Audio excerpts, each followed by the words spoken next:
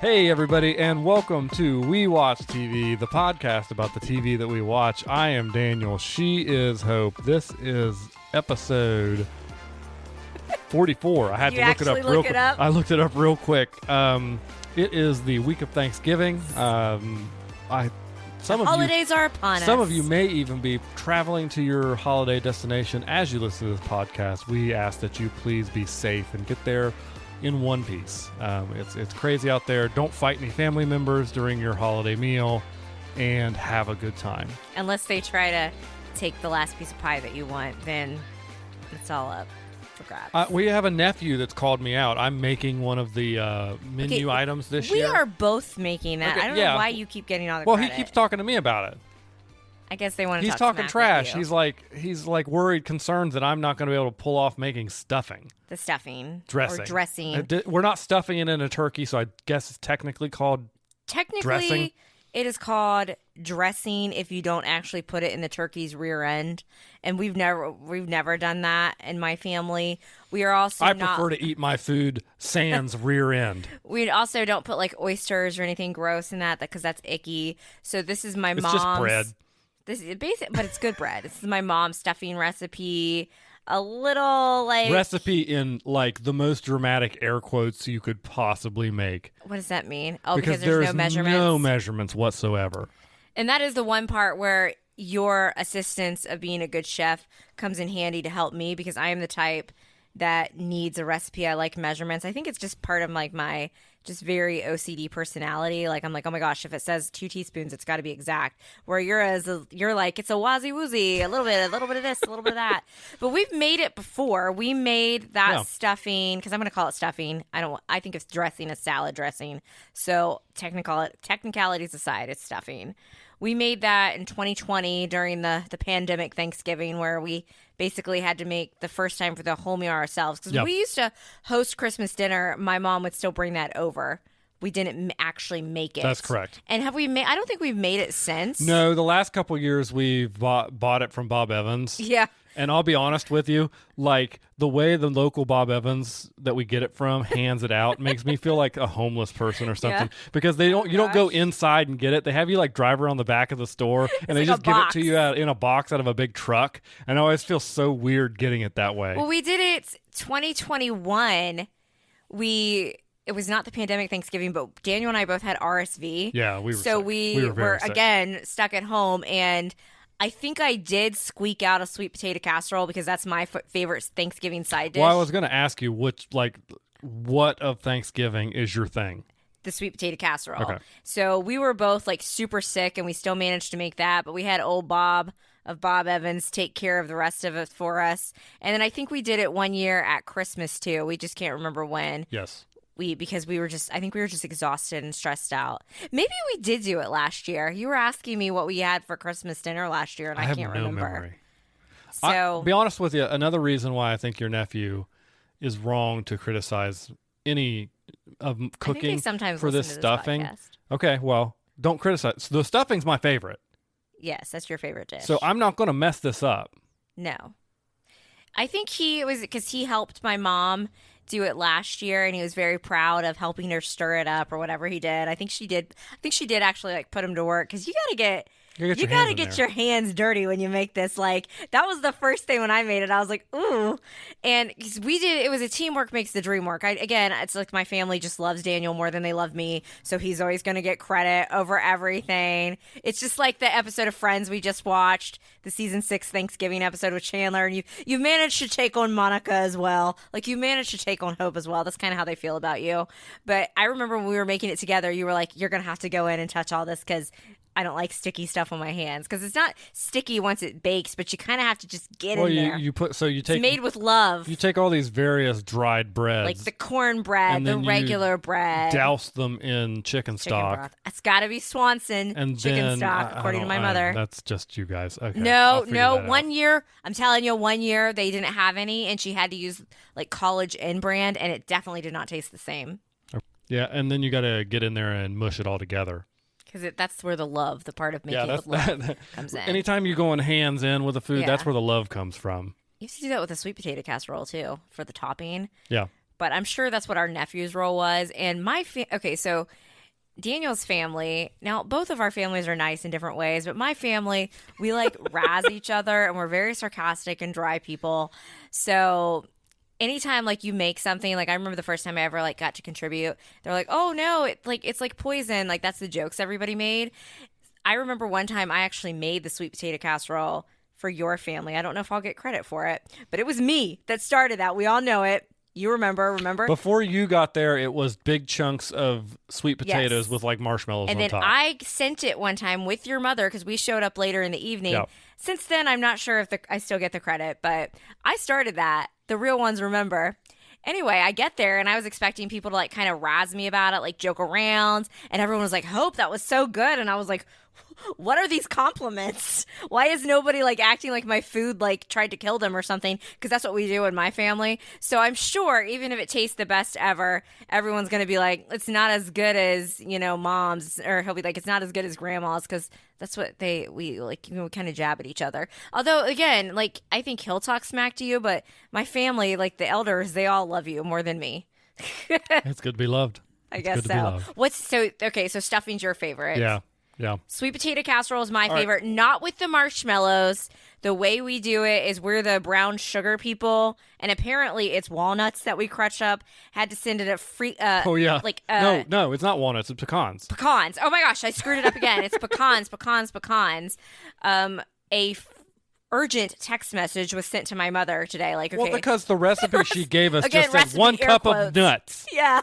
Like. And I don't know. I know we made that. We made that last year too for Christmas or something, because that is the one thing that I need to have. I'm pretty sure and we used walnuts last year. I think we might have, because I don't ever remember buying pecans. I don't remember either. But anyway, it's got to be that. I would probably put stuffing number 2 on my list, and then like number 3, maybe some deviled eggs. I do really like deviled eggs. Yeah, I really like just like regular mashed potatoes too. I think I got to go deviled. I don't know. I have trouble with deviled eggs being considered a Thanksgiving food, but I mean they are there for Thanksgiving, and I love. And we deviled don't eggs. always have them at Thanksgiving, but sometimes we do, sometimes we don't. And if I want they're deviled a eggs to be at Thanksgiving, all I have to do is say, "I'd love some deviled eggs at Thanksgiving." Yes, and they will just appear. Because you are the favorite. You're the favorite. You might not be the favorite of your family, but you're the favorite of my family. I don't know, Hannah, who's the favorite of your family? I don't think it's Daniel. Maybe it's you. Depends on if you're extending that out to like the greater cousins. Good. I think you'd be top 3 in your family. Hey, well, I'll take it. But you are like number 1 in my family. Like, I think maybe sometimes when the grandkids came around, it kind of bumped you down a little bit. I got knocked down a few pegs. But there. of the adults, they all really like you, and I think they'd probably take my sister's husband over her as well. I guess we're just cast aside. We're just there to help. Hi, family that's listening to this. We love you all. I would give up. We actually played this game with your family one year, and I feel like we used to play this game with them all the time. Of the conversation, half the time you're so unsocial, like even with your own family, you might have not been present for it, and it's like, what would you give up first? And obviously, I would say cranberry sauce, because I think you and my mom are the only ones that eat it in my family. But if we're taking like the main things, I'd give up the turkey before I would give up all the side dishes. I like turkey.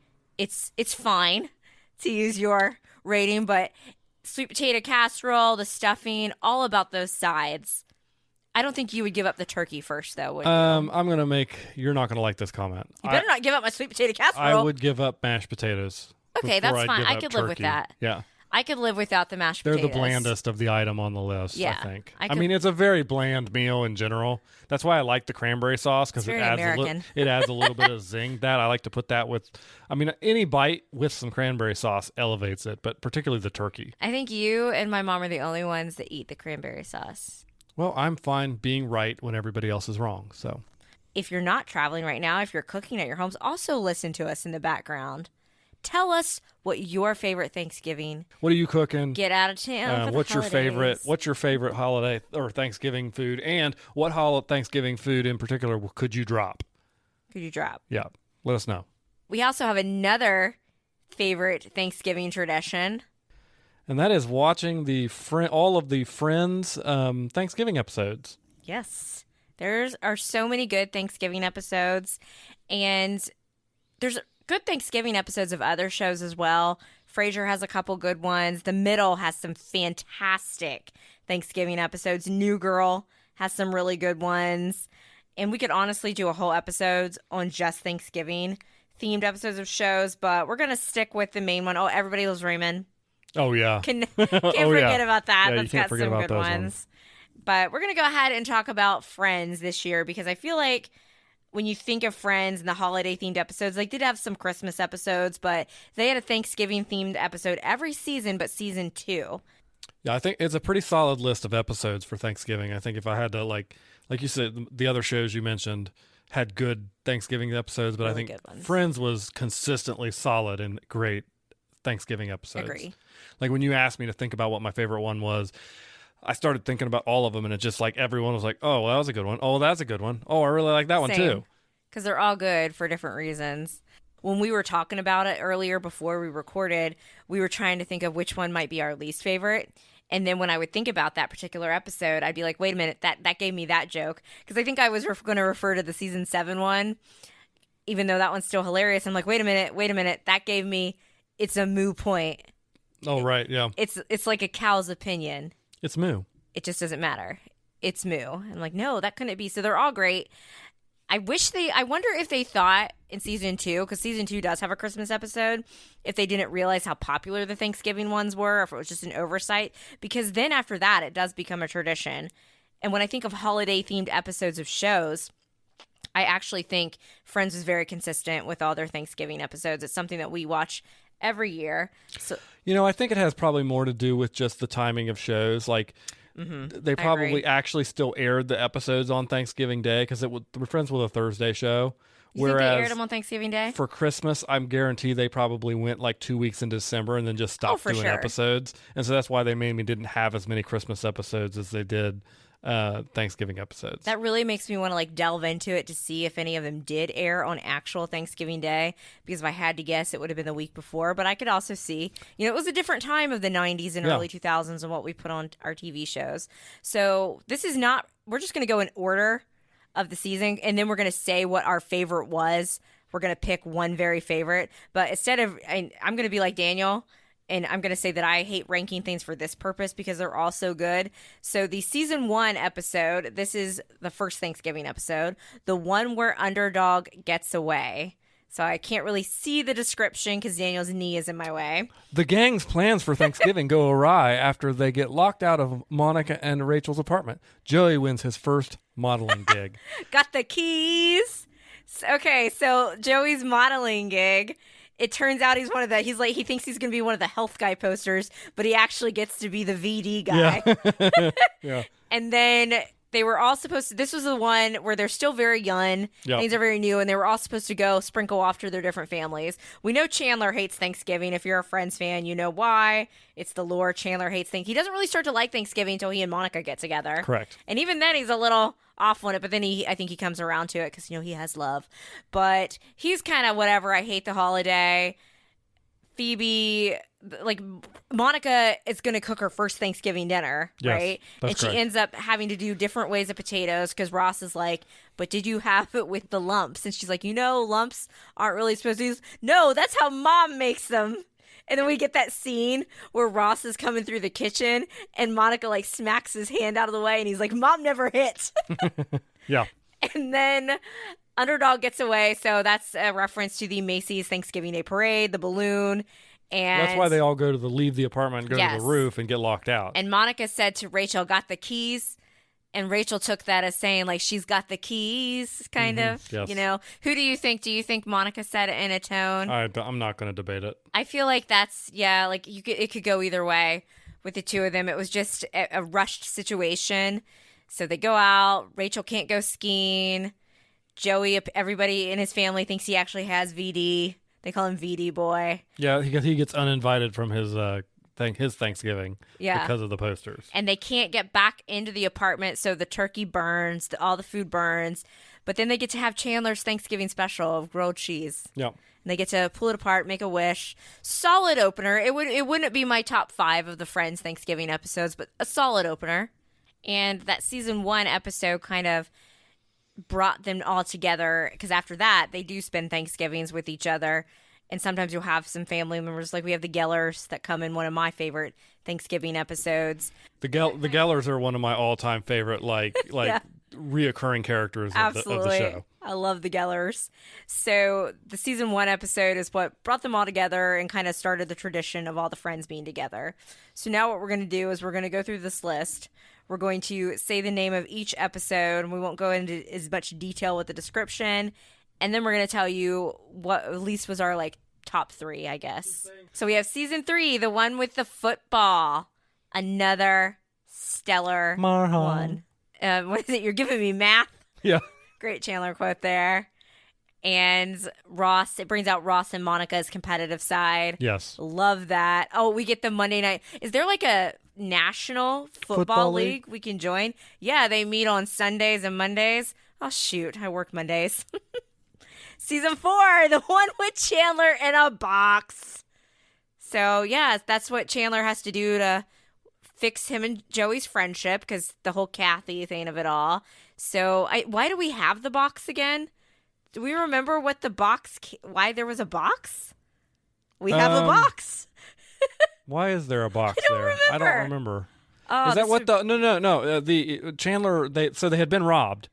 Yeah. And Chandler bought him a new foosball table, and that's what, and it came in that box, and so that just happened to be randomly sitting there, and he was like, "What can I do to make you trust me again, and to know that I'm serious?" And Joey was like, "Get in the box." Get in the box. We also get to meet Dr. Richard Burke's son. Yes, and Monica has an eye patch. And it has an eye patch like a pirate. Arg. Let's see here. We have season 5. This is a great one. The one with all the Thanksgivings. We love a flashback episode. Now, I know Friends, probably some of the jokes of that 90s, 2000s would not fly today. I don't think a lot of people would like Fat Monica, but I love it when Fat Monica's on screen, because you know that even Skinny Monica, deep down inside of Skinny Monica, is the little dorky, chubby Just the girl. one with the turkey on Joey's head as well? Yeah. Okay. Yeah. And then Monica puts it on her head to cheer Chandler up. This is where we find out that Chandler loses a toe. They get all the flashbacks. Yeah. Oh, yeah, I do really love the flashbacks and Chandler and Ross being in different various 80s outfits every time. And it was Rachel showing up. And then what is it with, that's what the second one, when Monica gets skinny again and they come back home to visit, the boy who hates Thanksgiving. Yes. But that's where Ross is dating Carol, and he's like, she plays for the golf team and the other team. Mom, she plays for both teams. Again, probably a joke that's a little, sensitive for today's climate, but worked back then. And I do love me some flashbacks. I'm going to get that history of... Well, it's nice that it was a flashback episode with new content, because sometimes shows will do flashback episodes, but they're just flashbacks to stuff you've seen before. Yeah. But in this case, it was flashbacks to stuff we haven't seen before. So they have the prosthetic nose on Rachel for the first one, because then her nose is done in the second one. Yeah. Oh, and that episode also has another famous Geller joke, because after Monica overhears Chandler calling her fat, Judy's like, "Here, Monica, finish off these pies," and he's like, "I don't want it." And her dad, and Mr. Jack Geller's goes, like, "You did it, Judy. She's finally full." Oh, classic. And then I think this one is probably going to get my number 1 slot, season 6, the one where Ross got high. Yes, I agree. That's the one we just watched before we recorded. So great. Again, features the Gellers. They come over for dinner. Rachel makes her famous trifle. What's not to like? Beef good. Peas good. Good. Jam good. Jam good. Or custard good. Or jam good. That's what he says. Yeah. I got yours too. I don't think I would hate the trifle. I feel like you might be like Joey and just eat it. With the beef sauteed with peas and carrots. Peas and onions. Yeah, I don't think I would hate that. With the lady fingers and the jam and the whipped cream and the bananas. And then we have Janine and her dancer friends. The walks in on while he's changing joke. Another joke that probably would not be great today. No. So good. We thought, oh yeah, well, Hurricane Gloria didn't break the porch swing. Monica did. It's not Truth Day, and that's my reference earlier. And Chandler stuck by Ross through the drug problem. Divorce again. Now you've taken Monica as well. And Phoebe loves Jacques Cousteau. Phoebe, I'm sorry, but I think Jacques Cousteau is dead. Rachel, no, you weren't supposed to put beef in the trifle. It did not taste good. Again, when the Gellers show up, it's always comedy great. Gold. Then we have 7. This is the one that I thought might be my least favorite. the one where Chandler doesn't like dogs, but then I remembered again. That's what gave us the moo point. Oh, yes. It's like a cow. It also has the 50 states game. Yes. And we made my family play that one year at Thanksgiving. Oh, really? Yes. Okay. And it is hard for people to do that in that amount of time. I'll just be like Phoebe, and I'll start listing the types of celery. There's only one. Is there more than one type of celery? I think that's the joke. Okay. And then, like, regular celery. And then nobody cares about the Dakotas. And what does Joey say? New England's not a state. They have a sports team. Sports team. Just there's so many good ones. And they had the dog that they snuck into the apartment. So that's the whole thing with Chandler not liking dogs. And then, oh my gosh, season 8, the one with the rumor. This is a very good one as well. This is probably my second favorite, I would say. Brad Pitt is in this one. He plays Will, Ross's dorky friend from high school, and Monica was his thin friend in high school. And they invited for Thanksgiving dinner. Apparently, he and Ross were in the I Hate Rachel Club. And that's when Rachel's pregnant. With foreign exchange to Tanaka Taiket. Yeah. And that's when Rachel's pregnant. So apparently the smell of like turkey and poultry makes her sick. But Joey's like, you can't. And Monica wasn't going to make it at all. She was going to be like me and be like, Monica finally. wasn't going to make a turkey at all. Joey makes a big deal about it, and he has to eat the whole turkey. These are my Thanksgiving pants. Yeah. So he puts on the pregnancy pants. Classic. And then Joey does finish the turkey. He's like, you are my Everest. And you think he's full, but then she's like, I'll take a little sliver of pie. Yeah. Cut me a real piece. I feel like I've done that to you before. I feel like you are very much like Joey when it comes to food and holidays. Do you want to wear some pregnancy pants? I've backed off here in the last few years. I haven't gone as crazy because I was starting to make myself sick. But I used to just pack it in. You would eat a lot. Yeah. A lot. We need to have a holiday after one of these long run days because I'm a bottomless pit. You really are. The 2 or 3 days after a long run, I can eat whatever, and I just will not fill up. And then we've got one more thing to say about season 8. That's also the one where Chandler watches football and pretends to be in the game so he doesn't have to help.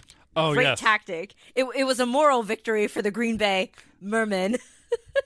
There is no Anderson.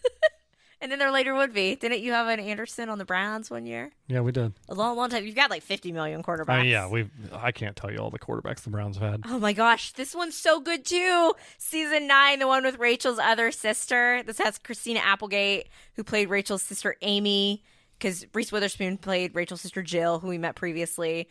I think Amy's funnier than Jill. Oh my gosh, do you guys know what would be amazing if you both died? Thank you, Amy. She wants to raise little Emma. The baby Emma. Ross wants you. Throw some Jello on him. Pull her top off, Rach. I'm sorry to our people who listen to the podcast who aren't familiar with Friends. We've just devolved into quoting. That's why there's chapter markers. Skip ahead. This one is so good, though. So good. And she's like, and Amy, we keep saying stuff. He's like, no, it was that really fat girl you used to hang out with. And Monica was like, yeah, that was me. What about that dorky guy you used to date, Ross? He used to have a huge crush on you. It was pathetic. Still me. Funny. That's where we get the "There's your movie." That's why she's saying, it'd be so great if you guys die, because she wants to keep, if she could, raise Emma and then get married. Yeah. And that's also the one with I feel like I can be like Monica, the crazy plate lady. Yes. Crazy plate lady. And then to give Joey like the regular plate and be like, it's because you win the game. I mean, you got I won. You got Christmas plates, and we've only used them like 2 times. Yeah. And that's part of the reason is like the crazy plate lady. You don't want to scratch them up. What is it?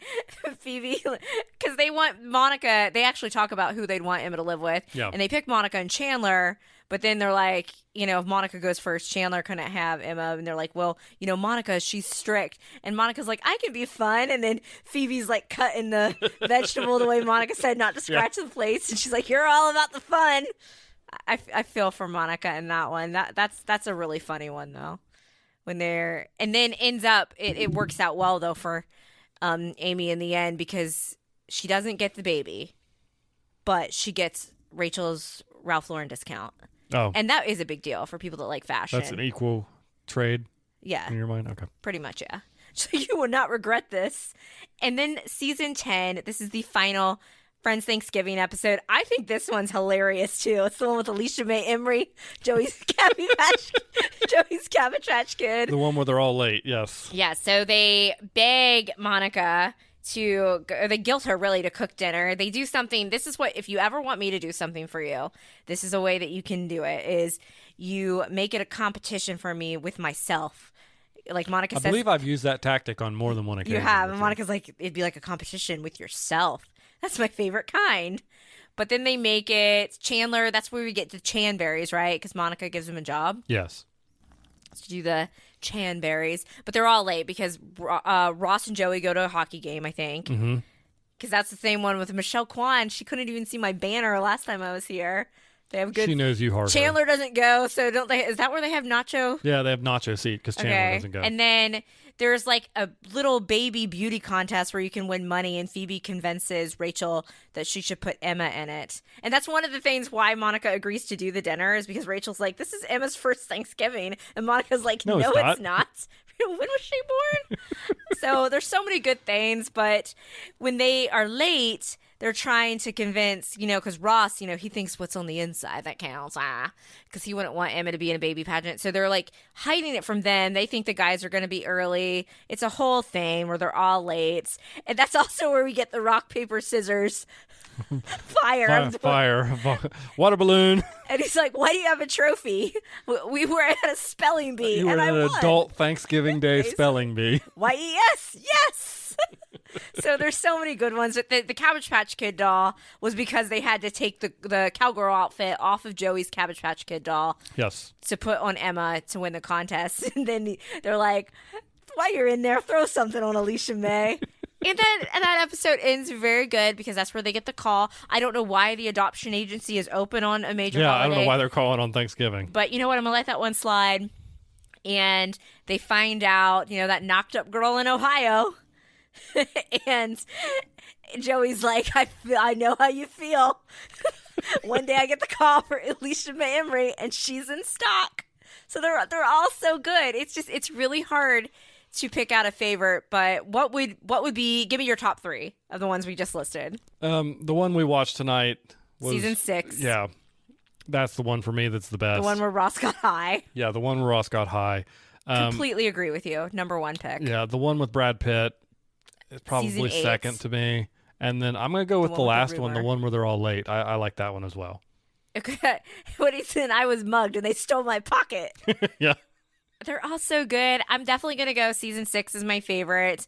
I'm going to go with the one with Rumor. I agree with you. Season 8 is my second favorite. And while I do really like the one where they're all late, I think I have a strong affinity for the one with the football just because I love it when Monica and Ross are like crazy and they're like, we're not allowed to play football anymore. And then they have the trophy with the troll doll. So they're all great. Let us know if you are big Friends Thanksgiving fans, what your favorite one was. And if you aren't a Friends fan, give the Thanksgiving episodes a try. All right. Well, that's Thanksgiving stuff for y'all. We did watch a few things this week. We're a little light on content. We don't have any major shows with Loki having wrapped up. I think we're going to have to kind of take some of your suggestions really into consideration here for the rest of the year because there's not, I think, a lot of stuff premiering between now and probably January. So there is a lot of Hallmark, though. Is that what we're going to talk about now? I was going to wait and talk about that one later, but do you want to kick it off? Sure, fine. All right. We watched 2 Hallmark Christmas movies. The greatest time of year is when the Hallmark movies come out. Now, everybody, if you don't have this, you need to get it is free. You need to get the Hallmark Channel movie checklist app. You can get alerts when the premieres are. What? Nothing. What was that? Nothing. And then you can check off the movies that you've seen. It's something that my friends and I and your mom gets into it. We do it every year. It's fun to keep track of. So we have watched Christmas Island. It's the one with Andrew Walker. He's a classic Hallmark lead. You think he looks like a what? A pencil. Why do you think he looks like a pencil? I don't know. And even though I think he's cute, I'm inclined to agree a little bit. It's just because he's like tall, right? I don't know how tall he is. Yeah, He just very something about him says pencil. Like a number 2 pencil? Yeah, not like a mechanical pencil, just like an old school. Well, we watched Christmas Island, and then we watched A Merry Scottish Christmas. That's what we've watched so far. Only 2. They started the movies this year, I think, like October 20th, which is insane to me. They started it before Halloween. I always make it a rule that I don't watch anything Christmas related until at least November 1st, but it really kind of got going late this year on it. So Daniel settled in and watched 2 of them with me. One was way better than the other one. Which one did you like the best? The Scottish one, even though the Scottish one blared those bagpipes. They really wanted to drive home Blared the point, the like, bagpipes. hey, we're in Scotland. I thought A Merry Scottish Christmas blew the other one to bits. I could see why Christmas Island, even with their, main male lead, Andrew Walker, who's in so many Hallmark Christmas movies, I can see why that was one of the earlier sets of movies. Well, you had Pencil Man. And you had Villain Eyes as your and female apparently lead. that actress did play the villain for, I think she's a reformed villain, but on the Batgirl show on the CW. Like she just has that eye profile of Disney villain. She was a pilot. She was piloting the rich family who discovered the joy of being together when they got trapped in Nova Scotia in a place called Christmas Island. It has, whoever watches Virgin River on here, Charmaine played Andrew Walker's sister in the movie, the Pencil Man sister, and she was like the mayor of the town, and I instantly heard her voice, and I was very triggered because we don't like Charmaine on that show. All I know is... So negative points for that. They're stuck on the island because of weather. And yet, the entire movie, when they're outside walking around, they're trying to get to Europe, and so they're stuck. This was like one of the last places they had to stop in Nova Scotia because the Atlantic was all messed up with weather, except... The entire movie, when they're outside doing activities in this town, it's like sunny skies. There's no snow falling. All Hallmark movies are. Every time they're at the airport, that's when there's snow. I say snow. It was about the worst, like CGI snow. We had to have our kiss in the snow. But that's a movie they had a kiss before the end scene. Hallmark's been deviating on that. I noticed that last year too. It used to be you did not kiss until like 2 seconds to go until the credits. But they had a kiss. They've been going off the script a little bit lately, and that was a kiss. I felt like that was a kiss almost with tongue, a little racy there. What Hallmark smut? Channel. That movie, I would call it, not even mid. That was a stinker. Let's call it what it is. That one wasn't very good. It wasn't good. I've seen worse, but yeah, I agree. Now, A Merry Scottish Christmas. That's one of Lacey's. She's like the queen of the Hallmark Channel, and she was acting with Scott Wolf, who was her co-star from Party of Five. When I saw they were going to be in a Hallmark movie together, I instantly got the ick because I was like, ew, are they going to play love interest? Because most of the Hallmark movies are like romance, rom-com based things. But it was like, no, we're going to play siblings again. I was like, whew, thank the Lord. I thought that one was really good. I liked it that the A plot was more like the family drama and, who's going to be, they apparently their mother was like a secret like duchess, but she like decided, she didn't want to do that because she fell in love with an American and she left. So they didn't know that their family had like royal ties to this Scottish place. It's a good thing that the A plot wasn't the love interest because the love interest in this one was kind of a dud. It wasn't good. I think they didn't even need to give Lacey's character a love interest. But I feel like for that Hallmark formula, they're like, let's throw one in there. What I liked about it was, and Hallmark has been doing this, they've been sprinkling in like some of their main actors in different movies. So Will Kemp, who plays she's been in like a Valentine's movie with him. You were acting like some rabid MCU fan. I was. That was dropping some hints to their other movie when this came up, and it was so and guess ridiculous. What? People on Reddit, the Hallmark Reddit, like it. But they were in a Christmas movie, not one last year, but I think one the year before together, where they like danced. So they even had a reference where she was like, I only know how to waltz and blah, blah, blah. And this like, they were doing like some Scottish dance. And I could already tell she already had chemistry with him. And his little bit role was he was like the brother-in-law of her love interest who just was, ugh. Now, what did you ask me about kilts when they brought it up in this movie? Okay, so they're like, what do you wear under a kilt? And they're like, oh, well, I wear shorts, not the traditional Scottish way. And I asked you, do they wear like boxers, briefs? Just like, I mean, the tradition is nothing. Just nothing, just letting it all hang out. Yeah, free ball. Would you wear a kilt? Yeah, sure. Why not? You would just let everything just hang out. Yep. All right. Is that what you plan to wear to Thanksgiving dinner? A kilt? A kilt? No. They did definitely want you to know, like, hey, we're in Scotland. They're like all like the plaid. They wanted to remind you as often as possible. The love interest for Lacey's character should have been the guy that was always playing the bagpipes. He was more fun. And dancing. Yes, that guy. Yes, and dancing. for sure. He was fun. But and they even said, I'm like, oh, they should do a 1 year later time jump on this one. And then they did. But it was cute. I really like how some of the Hallmark movies the past couple years have been going off the script. We had like the one last year with like the restaurant where sort of like Love Actually, where romance wasn't at the center. I actually like that one. That one was good. Anytime there's time travel. Well, I'm a sci-fi fan, so you got to get that science fiction in there somehow. And you're going to be blessed because A Biltmore Christmas, which is one that comes out on November 26th, not only does it have Bethany Joy Lenz, a.k.a. Haley James Scott of One Tree Hill in it, I saw today that Jason Franks, Mr. Riker. Jonathan Franks. Oh my gosh, I got his name wrong. Jonathan Franks. I just call him Riker. Yeah. He's going to be in it. You got me excited. I wonder if he directs it as well. Who knows? I guess we'll find out. So those are the 2 Hallmark movies we have. We're going to be coming at. Don't you guys worry your pretty little heads off. We're going to be given some whatever movies we watch. I'm worried about it. We might not watch them all. I certainly won't watch them all. You're going to watch A Biltmore Christmas, though. Yeah, I'll watch that one. And we're going to give you some takes on our Hallmark Christmas stuff. But speaking of Star Trek.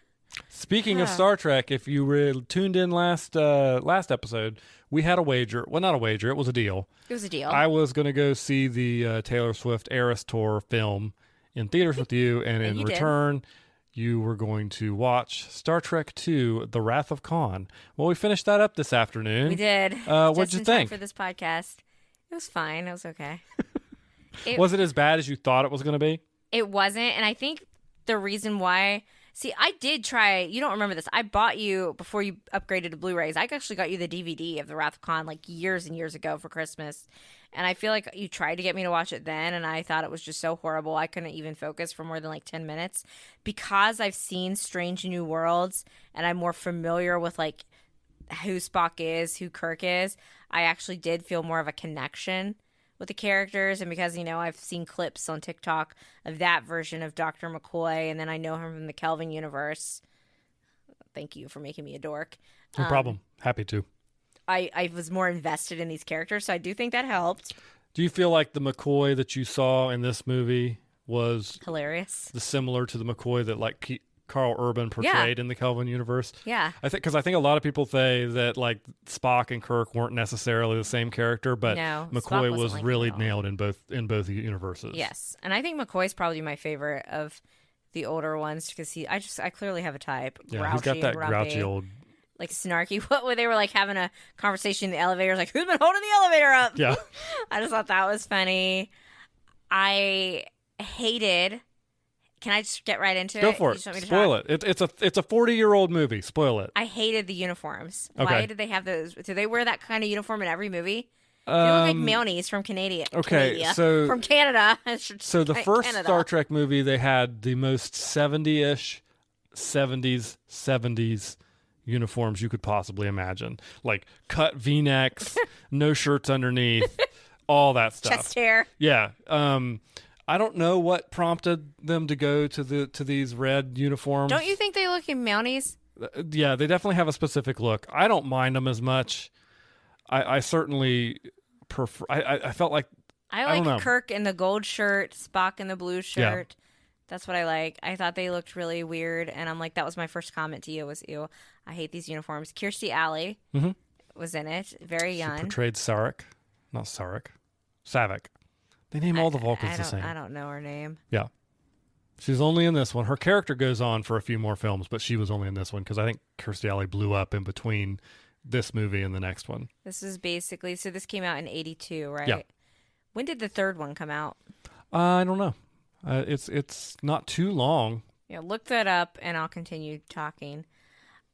Clearly this was Kirk's like almost existential crisis movie because he's now an admiral and you could tell he doesn't like being old. One of the things that really annoyed me was how dorky I've become, even though I technically was introduced to it through friends. But the beginning, Kirstie Alley's character's on that test. Yeah. And I actually know what that was. And I was like, Kirk's the only one that's passed that test. And you're just looking like beaming with pride. And I'm like, I can't believe I know this. I love it. 84 84 was when Search so they for had to Spock wait comes 2 out. years 2 years, between yeah. the end of this. I did not cry. I think if I might have gotten a little emotional if I know that Spock is not dead. I think that was the key, is that you knew that It was pretty nice though when Kirk was like, and he was so human, like, because I know, especially watching Strange New Worlds, Yeah. that Spock balances those two things. But I don't feel like there was a ton of Spock in this movie. He wasn't on screen as much. You know, as I thought it's he would tough. be. Like when you take a show like Star Trek, which is really, even though you've got like your big main characters of Kirk and Spock and McCoy, it really is an ensemble show because you've got that greater crew and all of them were there. But for an hour and 40-minute Yeah, you movie, didn't get very much of it's a horror really at all. hard to squeeze everybody in and give them a part. She had a very bit role. She barely talked at all. We got to see Carol Marcus, and so did fans know that Kirk had a son? No, this was the first anybody had So ever heard of it. they kind of did what they did with Picard and just decided to shoehorn this in. Yeah. Only he was aware of a son, but had stayed away because she had asked him to. Yes, that and all that's from this movie. Like everything they're doing with Strange New Worlds is building upon what I didn't the much little care for his information we kid. have here. So I was like, eh. You know who, other than the funky hair, Khan's kind of hot. Ricardo Montalban. Ricardo Montalban. Yeah. Kind of like he was built. Like Yeah. he had some muscles. And I really like, normally I feel like the Star Trek villains are horrible, but he was a good one. They've been chasing the Khan villain ever since. Like Of course, he did have the classic villain thing that we see. the fault of the villain. The fault yeah. of the villain. They're not smart enough. They're too. Is it even like selfish, narcissistic? It's ego. He's wrapped up in his revenge to point where he could have gotten away scot-free and been out in the universe doing his thing, but he had to take his revenge on Kirk. Yes. And that's what undid him. That seems to be the villain problem in like every, villainy type movie, superhero, whatever. That ego gets in the way. They ultimately screw up because the villains always seem like they're on the way to win. I feel like he did have a reasonable bone to pick with Kirk, though. Kirk just like dropped him off on that planet. And then it all went to crap. Yeah, I mean, it's not unreasonable. Now, of course, like to defend Kirk, the planet wasn't a desert crap hole when he dropped him off. I mean, I defend but on Anakin the other side, the sand people, on the other side of that, Kirk never came to check in and see how things were going. I can definitely tell you, I can say that it was, I think I offended you a little bit when I said that some of the graphics looked horrible. It was very 80s, like late 70s, like some of that stuff with the ships that you like, what do you call it? Space porn? Is that what you said? Yeah. Looked just so bad, Daniel. The graphics were horrendous. They weren't graphics. Those are models. Well, it did not look good. One of them looked like a pizza cutter. I think my opinion, the Enterprise looked like a pizza cutter. The movies look like they're from the 80s, but the fact of the matter is, go back and watch a bunch of other science fiction from the 80s. These are going to look way better than most of those shows. It just shows me how it's another reminder for me how really advanced Star Wars actually was. Oh, for sure. And why it stuck out to so many people when I go back and watch this. Yes. That being said, Star Wars didn't have the color pop of the coat. Yeah. Where they put the coats on. You were complaining about uniforms this whole movie, and then when they beamed over to the space station, I told you, now wait until you see the jacket that Kirk's got on. And everybody was wearing the same jacket, but he had his collar Carol popped. Marcus popped hers up, though. Oh, did she? Okay. I didn't really feel much anything for her or her son, though. I was like, whatever. You could tell, even though this movie came out in 82, it was filmed in 80 and 81, and you could see the holdover from 70s fashion in this film. And it was, if I showed you the first one, which came out in 79, I mean, that may be the most 70s fashion of any sci-fi movie there ever been made. I just wanted more of McCoy and his interactions with Kirk. I really liked how Kirk, he had the glasses, though, and be like, because the whole age struggle thing and how he feels young. I think anybody can relate to that. But no, it wasn't that bad. So it actually irritated me, though, because the end of it, I knew, okay, so I know that Spock lives. And I could see, I was like, oh, so because what is the thing, genetic, what is it called?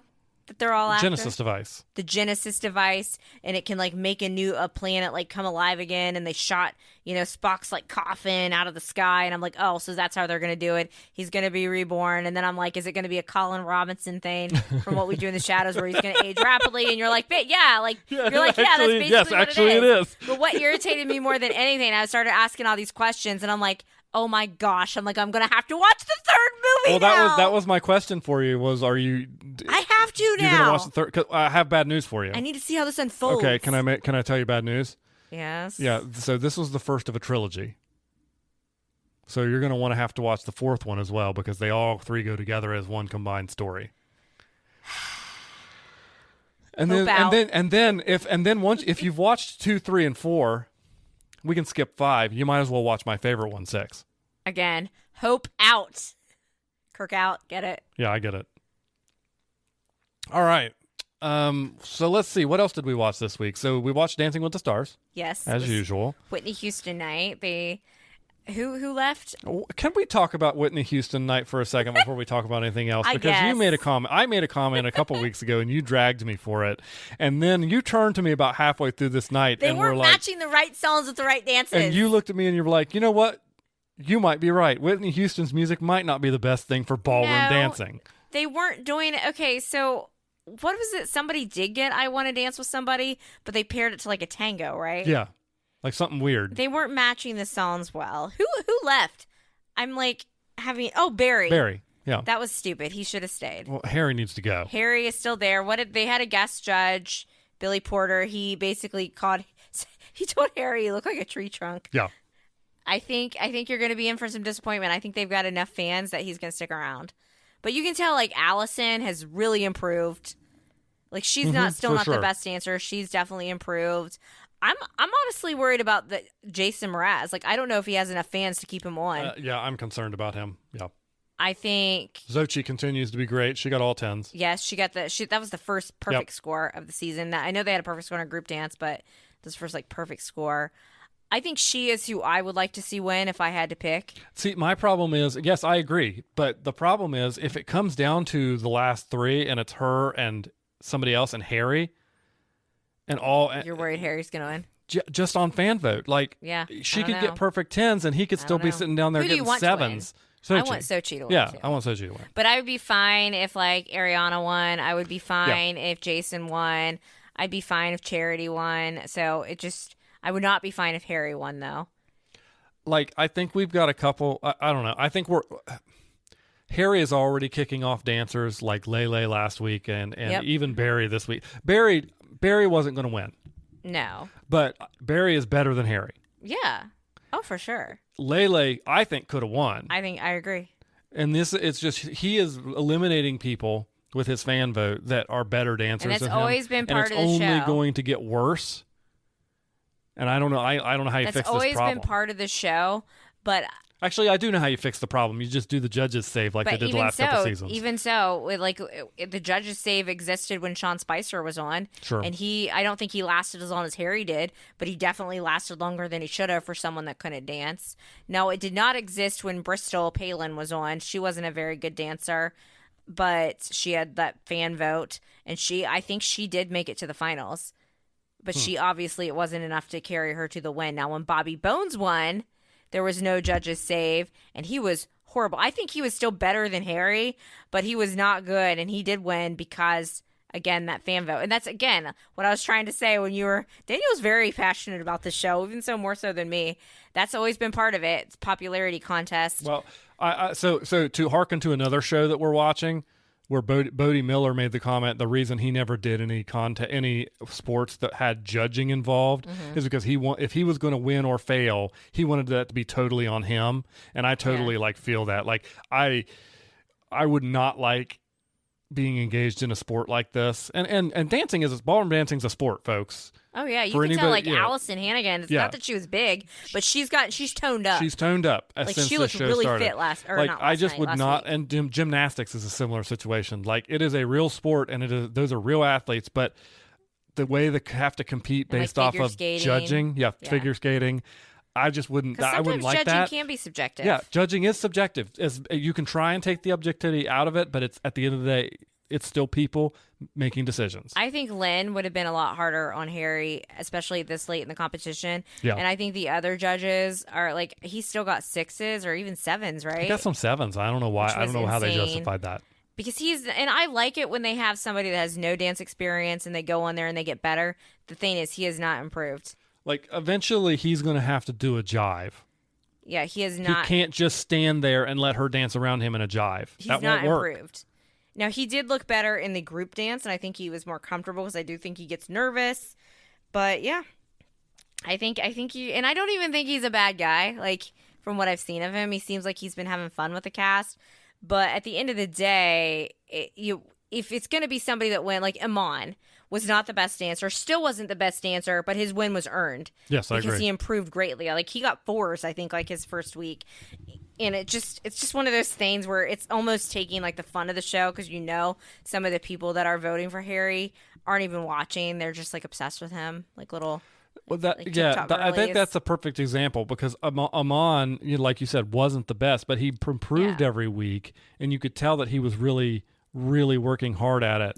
I'm not going to say that Harry's not working hard at it, but I mean, come on. We're not seeing the improvement. The way he moves out there when it's just him and Riley.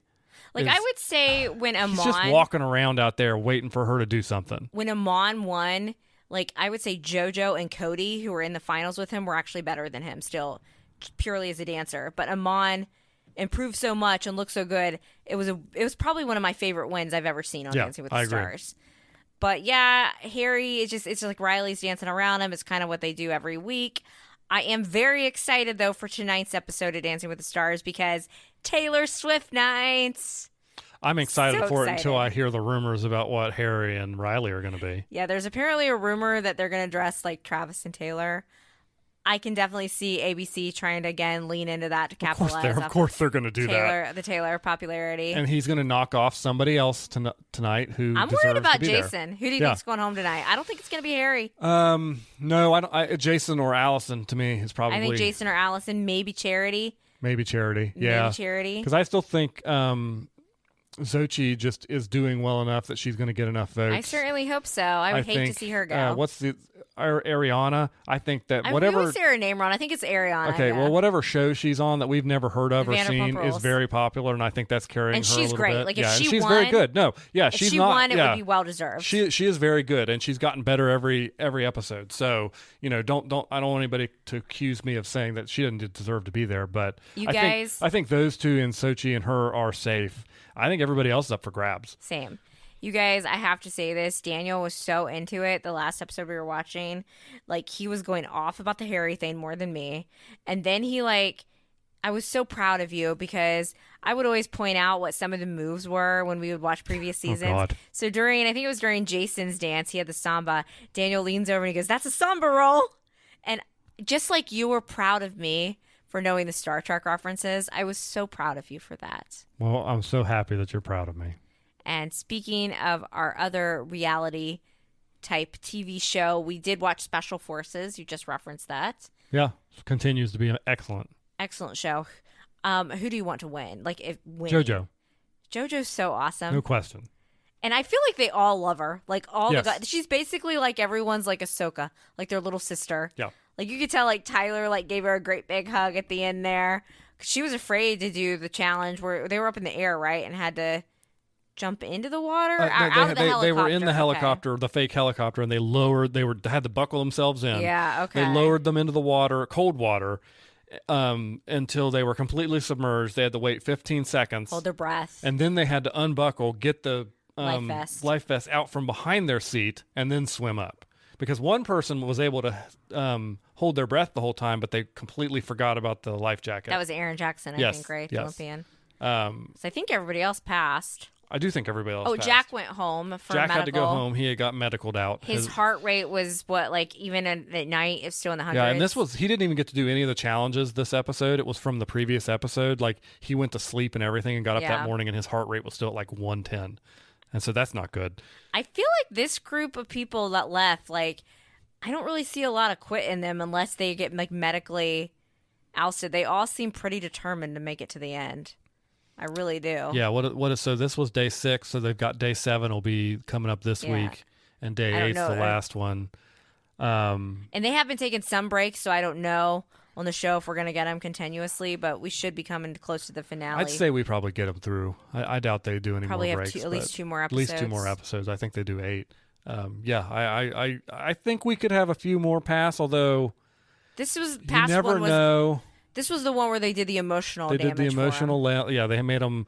They did the helicopter thing. Then they made them blind run up on that one DS and all that body armor and try and beat the crap out of him. And then they made them write the letters like they aren't coming home. Yeah. And like that's a really tough thing. And a lot of people might look at that one and think, Oh, how hard could that really be? But remember, they're at the end of day 6 of just being tortured basically for 6 straight days. Not eating well, not sleeping not eating, well. not sleeping, more exercise daily than any of them are doing, even the professional athletes. What did we notice where they were going to go have a conversation and JoJo's like, yeah, let's go talk about it. So like JoJo, Tyler, and I think Aaron, they go to like the bathrooms. Yeah, they went to the bathrooms because it's just like their outdoor talk. latrine to talk. Because, do you think they're all going to make it? Because you were saying. No, I don't think so. I think that I think at least we're at 6 people still in. I'd say we'll be down to 3 by the final. Tom, Nick, Aaron, Tyler, JoJo, and Bodie Miller. Last season, they took 4 6 people into the final day. Yeah. And 4 people went to the final Hannah day. and Carly Lloyd that ended up winning. Well, Hannah's the only one that passed. Yeah. Like but Carly made it through, won, but like, Hannah's the one but... that passed everything. Yeah. So, yeah, I mean, I'd say they'll drop 2 or 3 more people before they get to the final. I mean, they were all crying at the end. Oh, yeah. In that one part where they were reading the letters. So would you rather do Dancing with the Stars or Special Forces? Special Forces. So Special Forces being tortured doesn't scare you as much as learning to dance and having to be in a live studio audience. It is much more. I would be much more terrified of being dancing in front of a live studio audience than I would be jumping out of a helicopter into freezing cold water or being tortured on the floor. I think I would rather do Dancing with the Stars, but for some reason I think I might do better at Special Forces. What show do you think I'd be better at? I think you'd be good at either of them. You're one of those athletes that can just. You're one of those like I said on Dancing with the Stars. I'm not saying you would be middle of the pack first few weeks. But Thank you. No, but because it's not something you've done before, and you're not comfortable with it. But as you start to get the physical side of it down, you're the kind of athlete that can just pick stuff up, and you would eventually just start picking up the dancing part. Acting would be then difficult for then me you'd be able to start working on the acting part of it. And then Special Forces, we're both just stubborn people. Yeah, you're stubborn. We're both stubborn. I can turn it off. Like if I can be a very emotional person, but if I am trying to protect myself, I can basically like completely. It's almost scary from what you said to describe because you see me do it, where I can just shut it down and go through what I need to do. Yes, for sure. But I think you and I are both very stubborn. Absolutely. That show would be. We're better. Interesting. And worse. We're better and worse. And then you did not watch the other reality show with me. I think you were asleep. Bachelor in Paradise? Bachelor I in tapped Paradise. out this week. This is my favorite season of Bachelor in Paradise that they've done in several years. The cast, it's giving messy, but it's not like right now like problematic messy. It's just fun. They're all just a fun group to watch, and it's like classic like Bachelor in Paradise, like, oh no, well I thought he liked me and now he likes you, like that type of drama. Nothing like over the top. It's amusing to me. And I am looking forward. They're not going to have an episode this week because it's Thanksgiving.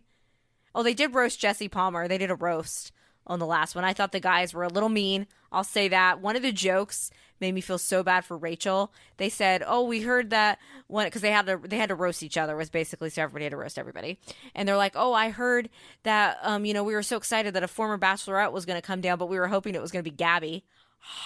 That's a little. Yeah, that's a little. Yeah, that's a little because that's like literally because Rachel had the strange Bachelorette season where she was co-Bachelorette with Gabby, who also did Dancing with the Stars, and that's like one of her main like insecurities. Like they were both insecure about that, like that they were, that one guy preferred the other, and I think a lot of the guys did prefer Gabby, and so the fact that he said that, Tanner is who said that, and I was hoping that he and Rachel might get Sounds together. like a thing a Tanner would say. And now I don't want them to be together because that was really mean. But they did make a joke at Jesse's expense. They said the guy who gets paid the most to do the least. Best job, easiest job in TV right there, being the host of this Bachelor franchise stuff. Just got to shoot. Like for the shooting of Bachelor in Paradise, he just shows up to this beautiful, gets to go sit at the resort. This beautiful resort where are they, in Mexico? Yeah. And just like hangs out and does maybe 15, 20 minutes of work a day. Maybe, I don't know how often he's on the beach with them. I think most of the time, even when they're not being filmed, they're just all like laying around. Probably gets to bring his family down. They just get to hang out and have a nice holiday. I think that's why Bachelor in Paradise is the more successful show, because the cast just stays down there for a few weeks, and what we don't see is that they have way more time to get to know each other. Like even Blake, so the girl that hosted the roast was Katie, another former Bachelorette who was engaged to Blake, the one that's dating baby Jess, the glitter girl. And he basically said, "Oh, I've already spent more time with Jess than I even did with Katie, who I got engaged to." And that just shows you, like, there's a no-brainer why Bachelor in Paradise produces more successful couples. So what else have we been watching? Well, we watched the latest episode of Frasier Crane, and a very finally a guest star came up. Guest star showed up. Lilith Sternin appeared on the show. Didn't miss a beat. She felt very much like Lilith. It didn't help. But I wanted them to do a better joke of introducing her. It would have been funny if Frasier had walked into Mahoney's and been like, "Ooh, why is it so cold in here suddenly?" Because they'd always make a joke like that she was like the ice queen. I thought she stepped into the role perfectly fine. Sure. Stepped right. I have no complaints about her performance. Do you? No, not the performance. The writing. The writing still... It seems like they took Frasier and Lilith's relationship where we left off at the end of Frasier a step back. It did, except what happened at the very end. But like at the very end of Frasier, they had kind of come to a place where they, they might not be in love, but they loved each other, mutual respect, understanding. It kind of rewound it back a little bit, and they were making more barbs at each other. Yes. And digs just for the sake of the comedy. And like, I'm not going to say, I mean, the actors did what they gave Lilith to work with. She came in, she nailed her lines. But you're right. I'll be interested to see what happens when Raw shows up. Is that going to help it a little bit? I did like it, though, that... Oh, God. Frasier... I've always been... If Frasier's going to be with somebody, and you agree with me, I think Lilith is ultimately his best match. She challenges him. She puts him in his place. And I think they fit and that they do work. And if you go off a Cheers canon, they're supposed to canonically be together. Well, the thing is, how many episodes is she supposed to be in? Like, that could be her only appearance this season. I have no idea. But they totally made out. Yeah, on Freddie's bed. On Freddie's bed. And he got to walk in and see him. I do have to give them credit for this, though. Oh. For continuity. They were doing like a Who Knows Freddie Best kind of trivia game that they were playing with his friends at his birthday party. And they referenced when he's a goth. Yeah, what kind of nail polish did Freddie wear when he was a goth? He's a goth now. That's so goth. And the goth is from your favorite Christmas episode of Frasier, right? Isn't that That's High correct, Holidays? Yes, that's High Holidays is my favorite. Mascara's running. Yes. But yeah, my rating of Frasier is... Why are my favorite holiday episodes of shows all ones where people get high? I don't know. Fridge pants. You also finished Goosebumps. I did. Goosebumps is what I said. I said Goosebumps with a TH. I don't know. Goosebumps. It was a good finale. It definitely set up season 2. For sure. Oh, yes. You sat in here and watched it with me, even though you hadn't seen a single episode. So I didn't watch the whole thing, but I sat down for like the last 15 minutes or so. That had to be fun for you. My shipping isn't winning because I like her with the Margot, Data's daughter from Star Trek Picard. I like her with Lucas better, but it seems like they're going to be putting her with Isaiah, who gets like a gunshot wound. Spoiler alert. But then they use the spell that they shouldn't be doing. Is that going to make... Wait, so because I didn't watch any of this. So is that going to make him a puppet? I don't think so, but I think he's going to have like... something else makes him a puppet. The guy with like the dark magic was like making the whole... Oh my gosh. Okay, don't worry about it. Don't explain it to me, please. I would have to explain like Don't explain it to me. Don't. The puppets were like a side thing that he was doing with people. All right. He's not going to be a puppet, but he's clearly going to have that dark magic, like demoness stuff going on. I don't know. We don't know if we're getting a season 2 yet. It's not confirmed. Okay. But it was fine. It was fine. Give the Daniel. It was. I really, if I said the whole series, I would give the whole series better than fine. I kind of feel like they could have done more with that finale. That's fair. All right. Well, I think that about does it for this week. For those of you who were tuning in to hear us talk about the OC, we will be getting back to you on that next week. We haven't really watched a ton since season 3 started. That's not a reflection on season 3. It's just we have been busy and out of town. Very busy. And the holidays are here. So we're going to get back to it and make sure that we get you full of our opinions of the season 3 of the OC next week. But other than that, I mean, have a good Thanksgiving. And if you want to do some OC Thanksgiving stuff, go watch the first season Thanksgiving episode, which we've already talked about. Oh, yes. Yeah. But yeah. If you need that OC fix, Just wish me luck on our journey of making stuffing here in a few days, and Stuffing all the stuff. making sure that that little twit of a nephew doesn't give us too much crap about it. Oh, he will. And have a very happy Thanksgiving. Have a very happy Thanksgiving. Thanks for listening to this episode of We Watch TV, a podcast about the TV shows we watch. You can find more from Hope and Daniel on Instagram at We Watch TV Podcast. Drop us a line if you like the show, have a question, or a recommendation. You can find Hope on Twitter at Lil Runner and Daniel on Twitter at The Real Hobo Dan. Music for today's podcast was provided by Your Tunes from Pixabay. Artwork was created using the AI program Midjourney with prompts written by Daniel.